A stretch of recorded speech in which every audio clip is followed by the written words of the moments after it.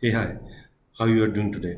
Uh, the reason as to why I am coming up with this video today is to address the question which keeps on coming to me by many of you, and that is how to get into investment banking. So I thought of doing a structured approach of discussion around this because I have seen that many of you are not having clarity as to what this domain is all about, and what are the avenues that are there that one may pursue as a career. So I thought it's better that if I can do some sort of a mind map and share that across with you, that may help you. So do please let me know whether it helps you or not. And so let me just take you through the slide, and sorry, the mind map, and I'll then I presume that you are able to see my screen. So as you get to see that investment banking jobs, there are certain things we need to know about it, right? So uh, first of all, let's start with the base level requirement. Okay, so what are the base level requirement in terms of your understanding? So there are four things essentially which I feel is very important for you to understand. So understand the four segments of investment banking, right? So this is where it all starts from, right? So say like if someone is interested to join a film industry, right? So yeah, one person has to understand that he or she would ideally like to be an actor or a side artist or a producer or a director or an editor or a sound means one who deals with sound and all. So you have to be very clear as to where exactly in that industry you want to see yourself down the line, right? So in the investment banking space, there are four. The entire industry in investment banking space can be broken down into four broader segments. That is, one is the fundraising part, which may be both in the form of debt or equity. The second one is mergers, acquisitions, restructuring, and advisory services. The third one is trading, and the fourth is wealth management. Okay, so sorry, there is a spelling mistake over here. Let me just rectify this. Right. So it's wealth management. So let us understand what are the roles which are associated with each of these four heads. So generally, in all the four divisions of this investment banking space, if we may say in that manner, you'd see that these are the more or less the broader roles which are there, either of a sales person, or that of an analyst, or someone who is required in for operations nature of job, or into risk management, right? So you need to be very clear where you want to see yourself in either of these four sections of investment banking, whether you want to see yourself in sales, or being into an analyst sort of a role, or someone with operations bent of mind, or into the risk management space, right? So define where you want to be in either of the segments. That is very critical. Now, what set of skills are required? So I'll just take you to my understanding in each of these sections as to what are the level of skills that companies look for, because at the end of the day, an organization is would be interested to take you if you're possessing the right skill sets, right? So let us see on the fundraising part of it. So as mentioned, that there are two parts to it, equity and debt. So first, let us look into the equity side of it. So what are the skill sets that a company would be looking at? So like so the basic skill sets would be like financial modeling, valuation, information memorandum preparation, pitch book preparation, economic analysis, company analysis, industry research abilities, communication both in verbal and written form, understanding about accounting, general business acumen and problem solving abilities, right? So on the debt side, what are those? So on the debt side, one would be required to have understanding around industry level financial modeling. So financial modeling skills around greenfield projects, brownfield projects, real estate projects, service based models, and so on. Then the ability to prepare project reports, assessing working capital, understanding about project finance, having the understanding as to what the bankers look for in the proposals, ability to undertake economic analysis, company analysis, industry research. Communication again gets to be very key, both on the written and verbal side of it.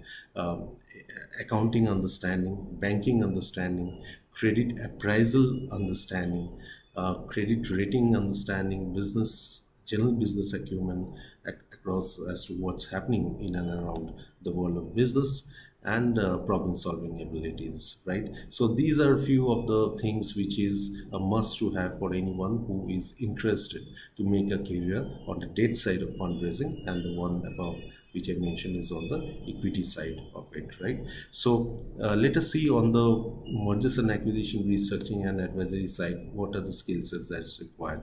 So mergers and acquisitions, financial model preparation abilities, restructuring model preparation, report preparation, restructuring, understanding of restructuring guidelines, again the economic, company, and industry research and analysis, communication, again both written and verbal, accounting, banking, credit rating, credit appraisal, business acumen, and problem solving. So if you see, more or less 80-90% of the skill sets remains the same, right? So this is something which we need to be aware of. On the trading bit of it, one has to understand how fundamental analysis is done, how technical analysis is taking place, how portfolio management is undertaken.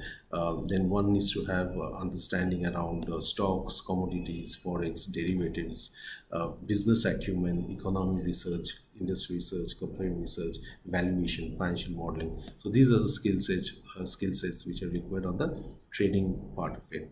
And on the wealth management bit of it, one needs to understand again around portfolio management, business acumen, fundamental analysis, technical analysis, economic research, industry company research, valuation, and financial modeling. So few of those areas, the ability to undertake research, valuation, financial modeling, your communication skills, your business understanding, credit rating, credit appraisal understanding.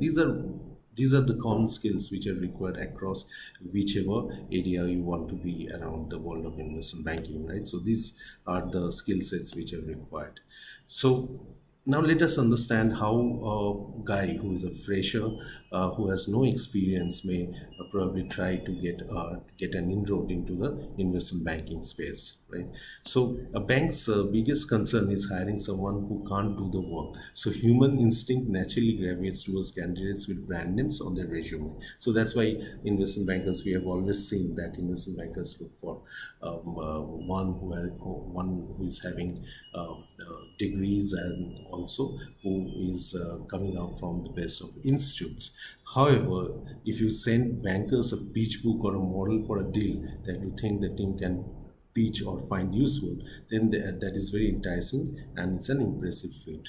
Okay, so believe me, I have worked with a number of individuals who really has not come up from the best of MBA colleges, or is not having the best of degrees of qualification, but they still could make an inroad, as because they were perseverant, they acquired all the skill sets, and they had the attitude along with them to really prove themselves and make a place for themselves. So that is very critical. So please don't miss on this point. There are other ways to impress upon. You can create a blog for yourself, or some sort of a newsletter which you can publish yourself, and you can send it across to different people around the world of LinkedIn to help us to promote ourselves, right? Like anything. But how you can do that? You can create a blog, you can state something meaningful, or you can place some newsletters, only if you bring sense, right, to the work that you are doing. So if in today's world promoting yourself is not a uh, very challenging activity, right, but you when you're sticking your nose outside, so you have to ensure that you really know the stuff well, right? So make so create like getting the right skill sets is very important. Then placing models, speech reports, articles, thoughts, analysis across different forums, whether it's LinkedIn or whatever forums you would think. I think LinkedIn is the best forum to be in, and you have LinkedIn Pulse where you can place your articles, thoughts, and you can do analysis and place it across. I'm pretty sure if you are doing a great job, then people are really going to see you, and it's not going to be a major challenge. Okay, so again, as I was mentioning, making best use of LinkedIn in terms of posting and networking. Also focus on Quora and try to reply to questions on a regular basis. Uh, Keeping a clean Facebook profile is also very important, because one of the few things that one does after he or she finds a resume of a person is that one looks into the LinkedIn profile and the Facebook profile, and it's very important that you keep your Facebook profile clean. I've seen images of individuals. I understand that's a social platform, and ideally it's none of the organization's business to look into it. But then you can't avoid it. There are certain ways an organization would like to get more information about you, and if you're serious about it, you have to project your best side of it, right? So no point arguing around that. Then stop telling yourself and presumably others that you have no experience. So just don't cry on the fact that you don't have experience. You have to place across the fact that you have the understanding skill set, and you can always work, and you do justice to the work that you have undertaken.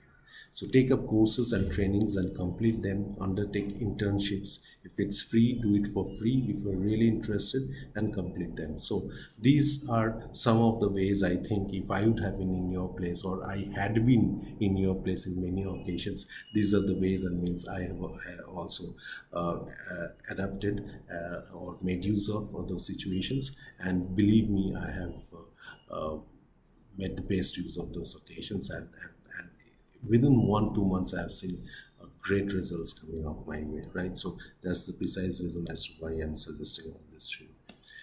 The second is for experienced people, but no, not into investment banking, but they have a background of commerce, accounts, and finance. So again, more or less, it's not very different. So create a blog newsletter related to the area where you want to join. It's very important that you have a clarity as to where you want to see yourself, because 99.9% of the people whom I ask the question, everyone says, I want to join IB, I want to join IB, right? But where exactly in IB, how you see yourself, which are the areas where, what's your strengths, have you done some sort of an analysis to understand what's your strength and what the industry requires. So do that work, and then select that particular area and go for it. So spend those extra hours if you're really passionate. Make best use of LinkedIn again in terms of postings and networks. Also focus on Quora and try to reply to questions on a regular basis. Keep a clean Facebook profile. Align yourself to the quadrant you want to work. When I say quadrant, I mean to say the four divisions of investment banking, which I just explained about. So if you're working in the accounts section, try to get into the finance department of that organization, and the finance section additionally, finance department, I mean to say. So you should focus on developing capabilities in the fundraising and merger and acquisition part of it. If you are liking is towards trading, build a portfolio and prepare the best of reports, prepare the best of fundamental reports, do valuation activity and stuff like that, and publish on blogs, right? So these are going to be really helpful. These activities is really going to do a great job for you. Just go about and do that, right? So that's very important. And for one who is not from a background of commerce, accounts, and finance, and is the the experience is more related to the technical field. So obviously, IB requires people who has abilities of number crunching. So trading would be the best quadrant to place yourself. My suggestion would be that you place yourself on the trading quadrant, because their number crunching, quick responses is something which is very important. And the one more area or domain where you should ideally be focusing on is on the project finance or the debt side of fundraising. So these are the areas I think which is going to be of use to you. So in my own way, I've tried to address the issues which really keep on coming to me in terms of how I join the investment banking industry. But one of the most important thing that I value is that you should have the mindset. The If you carry a mindset, a negative mindset of that this industry is only for the best of people, I won't be able to get a job out here and all, that's purely bullshit, I should say, as because it's I've seen hundreds of people, thousands of people who are not from the best of colleges, right? Every organization try to understand has cost pressures, right? So they, if you can do a equally or better job than a person who has come up from some of the best of colleges, so obviously the organization will be benefited, right? Because you may come at a lower salary than that individual. So you always have the place to play around that arbitrage. So make the best use of that, and I'm sure you would make an inroad in the investment banking domain, and then you can really take yourself far if you're committed, perseverant, if you work hard, and if you're focused, right? So I believe it adds value to you, and do let me know if you have any further questions around it, right? Thanks a lot.